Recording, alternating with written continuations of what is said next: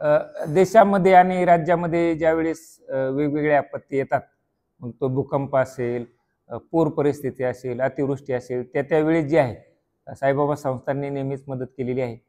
कोविडमध्ये सुद्धा जे आहे ते जवळपास 51 कोटीचा निधी जो आहे साईबाबा संस्थांनी दिलेला होता.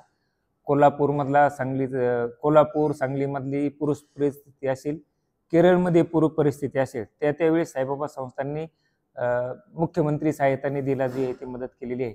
यावेळेस सुद्धा जो आहे तो रुपये 5 कोटीचा निधी जो आहे तो मुख्यमंत्री सहायता निधीमध्ये देण्याचा निर्णय संस्थांनी घेतलेला आहे आणि त्याप्रमाणे प्रस्ताव जो आहे तो मान्यतेसाठी माननीय उच्च न्यायालयामध्ये सादर केलेला आहे.